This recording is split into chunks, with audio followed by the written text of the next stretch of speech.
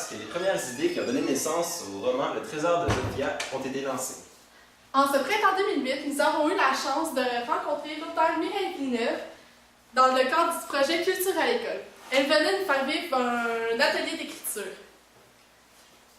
Elle nous disait qu'elle trouvait la plupart de ces sujets dans ce qui l'entoure.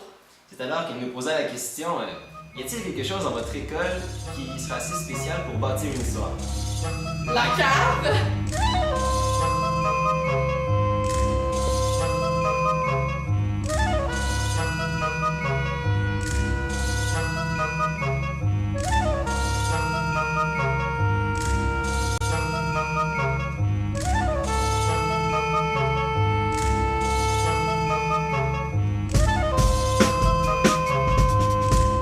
La cave a toujours été un endroit mystérieux à l'école. À l'Halloween, les enseignants nous permettaient d'aller y jeter un coup d'œil et ils nous racontaient des histoires de peur. Pour des raisons de sécurité, les élèves n'y ont plus accès aujourd'hui. Mais on peut bien faire une exception pour vous. Tu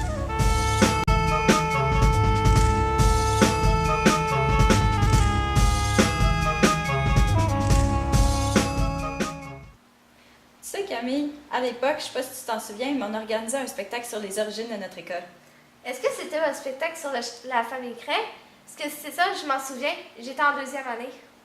Certains élèves pensaient qu'il y avait des fantômes ayant habité le château dans la cave de notre école. Alors, quand Mireille nous a demandé quel personnage peut être dans notre histoire, nous avons passé à la famille Craig. Mais où est-ce que vous avez découvert toutes ces informations-là sur la famille Cray? C'est un groupe d'élèves qui était là à la Société d'histoire de la Rivière-du-Nord et qui a retrouvé toutes les informations. C'est là qu'on a retracé les actes de vente depuis Ernest Craig en 1892 jusqu'à la commission scolaire, en passant par Mme Zera Zuckerman qui a fait une pension pour les immigrants juifs lors de la Première Guerre mondiale. Jacob, c'est exactement ici que le château Craig a été bâti. Presque dans la rue, près de la rivière. Pourquoi n'existe-t-il plus? Parce qu'après avoir été la propriété de Mme Zuckerman, il y a eu plusieurs autres transactions qui ont amené la commission scolaire de la Rivière-du-Nord à en devenir propriétaire. C'est donc devenu une école?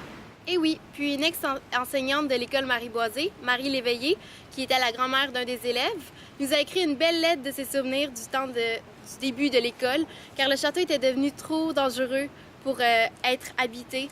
Donc, les 2 écoles qu'on voit ici ont été construites à la place du château.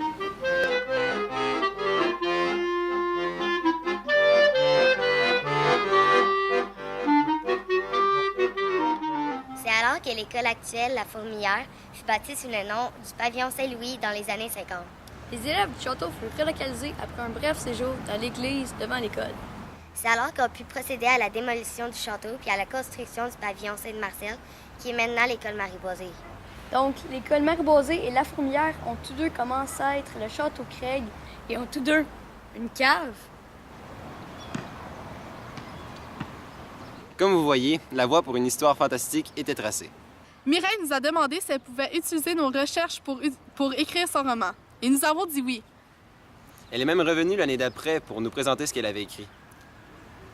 Nous sommes fiers d'avoir participé au roman et de vous le présenter aujourd'hui. Tout comme nous, laissez-vous emporter par cette histoire fabuleuse inspirée de faits réels de notre région.